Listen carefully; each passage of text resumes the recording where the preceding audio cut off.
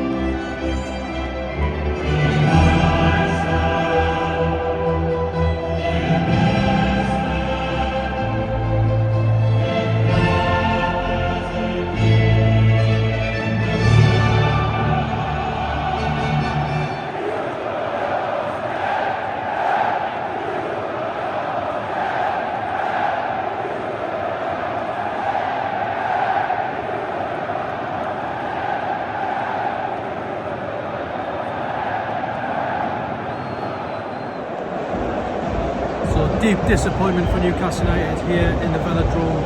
They took the lead through Harvey Barnes and everything was looking on track for the Magpies. The second half, they just didn't get going at all. Started sloppily.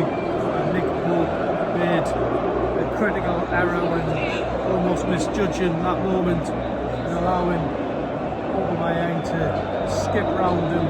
Aubameyang had loads to do when he latched on that pass in the middle of the pitch, but Newcastle had just totally switched off. And he switched off again as the former Arsenal man got his second here in France, and that was enough. Newcastle just didn't have the answer, they didn't have the ideas in the second half. They ran out of steam. It was just one of those nights where it all just went so badly wrong, and it could have been so different. Newcastle could have had hand on that last 16 plays.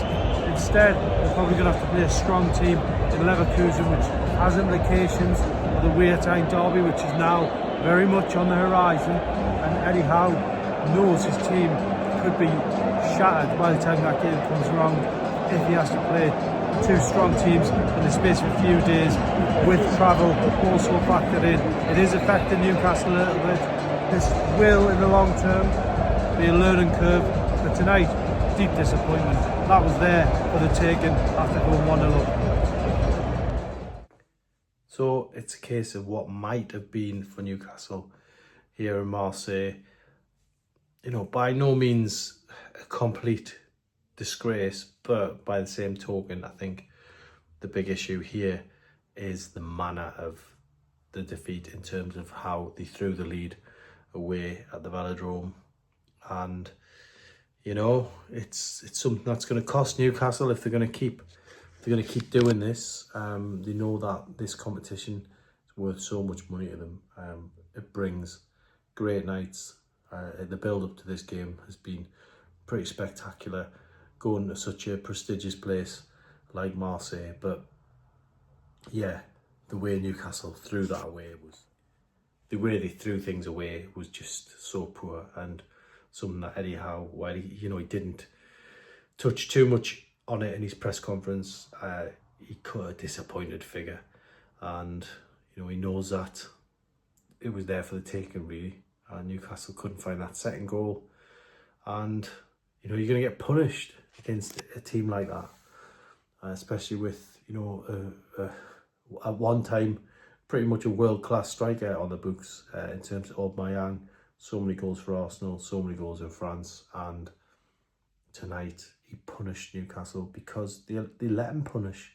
They let him punish Newcastle in the way he did. Left them unmarked for the second goal, and then Nick Pope with an absolute gift for the former Arsenal man, and it's something we've seen before, isn't it? He's done it many times against Newcastle, and he's done it again now. So yeah, Newcastle have put this one behind them. They've got Everton away at the weekend. They know that that's a game that can finally end that awful run in the Premier League, having won away from home. Do Newcastle want to take that record into December?